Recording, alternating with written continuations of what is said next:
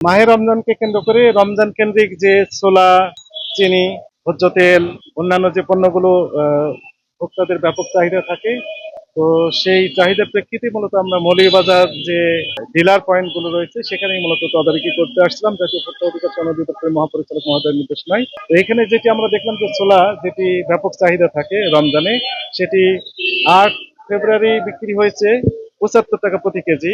আজকে 18 ফেব্রুয়ারি অর্থাৎ 10 দিনের ব্যবধানে 5 টাকা করে বৃদ্ধি করা হয়েছে। এবং বৃদ্ধি করার যে কারণগুলো ব্যবসায়ীরা বলছেন যে তারা বেশি দামে ক্রয় করেছেন, কিন্তু ক্রয় করার সপক্ষে কোনো ডকুমেন্ট তাদের কাছে নেই, অর্থাৎ টাকা ক্যাশ মেমো রাখার যে বিধান ছিল সেটি তারা মানে নাই। এনিওয়ে, এই কারণে দুই প্রতিষ্ঠানকে জরিমানা করা হয়েছে। একটি 10,000 টাকা জরিমানা আরোপ করা হয়েছে। উনি বলছেন যে ঠিক আছে, আমাদের ভুল হয়েছে, এগুলো কারেকশন করবো। আরেকটি প্রতিষ্ঠানে যেটাতে গেলাম, একই রকমের সিচুয়েশন, অর্থাৎ তাদের কাছে কোনো টাকা ক্যাশ মেমো নেই, তারা শুধু মৌখিক ভাবে বলছেন যে বেশি দামে ক্রয় করা, কিন্তু ক্রয়ের সপক্ষে কোনো ক্যাশ মেমো তাদের কাছে নেই। কিন্তু অনেক পরে আসার সময় তারা কিছু ক্যাশ মেমো নিয়ে আসতেছেন যেখান থেকে ক্রয় করছেন তাদের কাছে, তো ক্যাশ মেমো তো বানানো যায়, এটা অ্যাকসেপ্টেবল হবে না বলে দিয়েছি আমরা।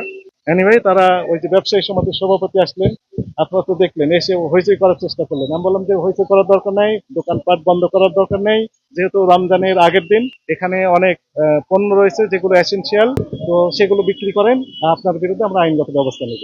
এবং ভাইস প্রেসিডেন্ট সাহেব ফোন দিলেন, উনি বললেন যে ঠিক আছে স্যার, জরিমানার টাকা আপনার অফিসে পৌঁছা দিবে। আমি সরি, ভুল হয়ে গেছে। জনস্বার্থে আমাদের অভিযান অব্যাহত থাকবে এবং বিভিন্ন সেগমেন্টে ভাগ করে, অর্থাৎ এখন নিত্য প্রয়োজনীয় পণ্য যেগুলো রমজানে ব্যাপক চাহিদা থাকে, এই পণ্যগুলোর জন্য সরবরাহ লাইন ঠিক থাকে এবং মূল্য যেন ভোক্তাগণের নাগালের ভিতর থাকে, এই লক্ষ্যে আমাদের অভিযান চলছে।